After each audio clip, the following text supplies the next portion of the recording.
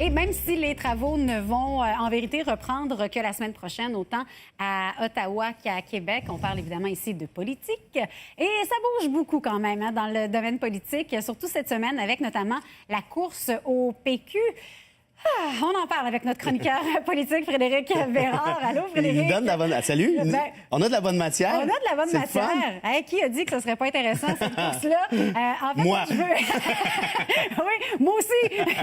Mais honnêtement, là, je veux que tu me parles de Martine Ouellette, sa réaction cette semaine, parce que je vais te dire, moi, ce que j'ai vu un peu, j'ai l'impression que ces trois enfants qui jouent ensemble, il y en a deux qui sont plus, tu sais, qui jouent plus ensemble, puis il y en a un qui est tout seul, puis celle qui est toute seule, bien, c'est Martine qui fait « Hey! Hey, vous me laissez de côté! » T'oublies aussi le petit frère en basinette, là, par Saint-Pierre-Plamondon. Hein? Excuse-moi. Oui, bien, c'est peut-être un problème pour lui, mais en tout cas, ça, c'est une autre histoire. Ben, tu sais, Paul Saint-Pierre, il n'est même pas député du PQ. Il part de loin, pauvre lui. Puis quoi qu'on ne veut rien lui enlever parce qu'il arrive quand même avec des bonnes idées.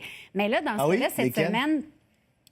OK, c'est bon. On va parler de Martine Ouellette. On va parler des idées de Paul Saint-Pierre-Plamondon, mais quand même, on va parler de Martine Ouellette. Comment tu... Je trouve qu'elle s'y prend mal, en fait. Je ne sais pas si tu es d'accord avec moi. Oui, c'est parce que c'est un peu enfantin. Premièrement, elle dit là, les médias, il y a un complot des médias pour m'exclure. On me donne pas suffisamment d'attention. Ce que j'ai vu, moi, Martine Ouellette, je l'ai vu à peu près à chaque jour dans les médias, sauf erreur. Oui, absolument. Là, est-ce qu'elle se démarque moins qu'Élisée Cloutier? Visiblement, c'est le cas. Elle ressort le bon vieux spin pour faire l'indépendance tout de suite et tout ça. Puis ça se justifie. On peut réfléchir à cette option-là. Mais là, elle s'est mis à insulter tous ses collègues du PQ qui ne pensent pas comme elle en disant « ce sont des provincialistes ». En d'autres termes, ils ne sont pas assez pressés, blablabla, blablabla.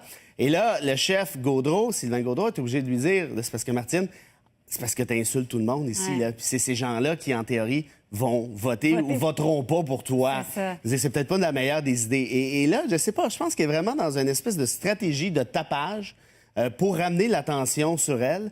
Le danger avec... Jusque-là, ça fonctionne, la preuve, on en parle.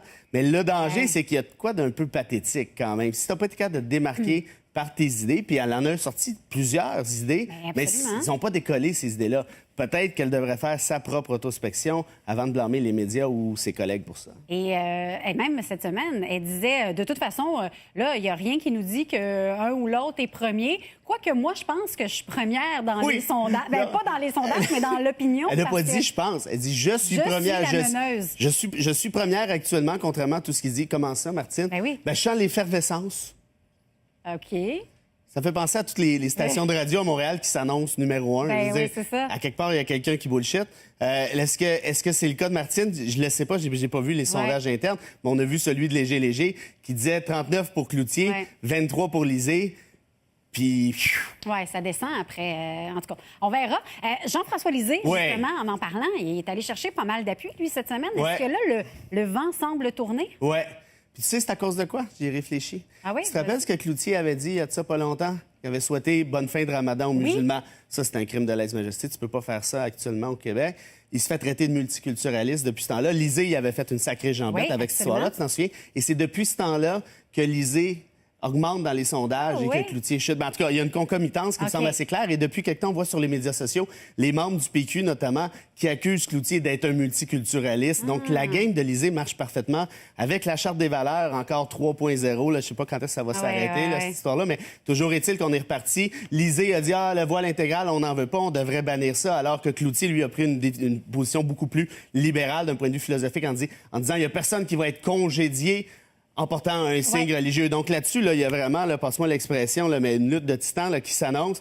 Maintenant, la question, c'est les membres du Parti québécois sont rendus où? Est-ce qu'on a vraiment des membres qui sont ultra dans l'identitaire comme à l'époque de la Charte? Est-ce que c'est juste ça qui reste au PQ actuellement?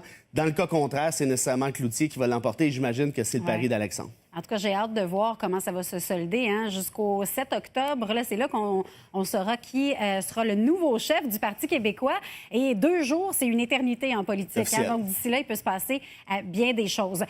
Tu voulais parler de la visite j'allais dire de Pierre-Éliott Trudeau.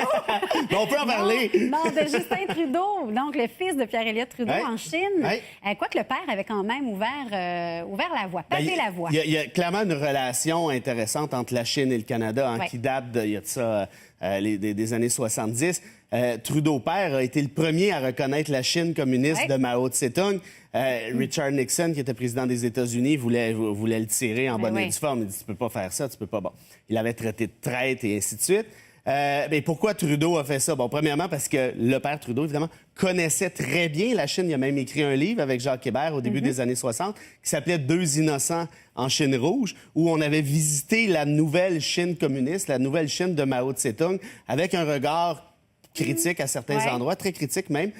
Et c'est un livre qui s'est vendu très, très bien. Et même, ils ont même refait un lancement en Chine en 2005. Évidemment, Pierre-Éliott Trudeau n'y était pas. Mais Jacques Hébert, avant de mourir, est allé justement avec Alexandre Trudeau. Et là, Justin est allé, il y a de ça quoi, 10 jours environ. Et tu sais quoi, j'ai été assez content parce que la plupart des premiers ministres canadiens, pour pas dire la totalité, lorsqu'ils vont en Chine, sont très frileux par rapport aux droits de l'homme pour des raisons économiques, diplomatiques, et ainsi de suite. Mais Justin est allé quand même assez loin en disant dans une chambre de commerce, il dit, messieurs, il n'y a pas de femmes assises à vos tables. On est en 2016, il est temps que ça change. Juste ça, c'est quand même un message assez fort. Et puis, il a discuté des droits de l'homme à d'autres reprises aussi. Donc là-dessus, franchement, chapeau, je pense qu'on progresse tranquillement. Oui, absolument. Je suis d'accord avec toi. C'était un message envoyé assez clairement avec ce parterre d'hommes qu'il avait devant lui. Hey, merci d'avoir été là. C'était un plaisir. C'était un plaisir. Frédéric Bérard, chroniqueur politique, qui est avec nous donc à tous les dimanches ou presque, hein, des presque. fois? Pas mal. Ben, quand vous m'appelez. Toute ta place. Merci. Salut.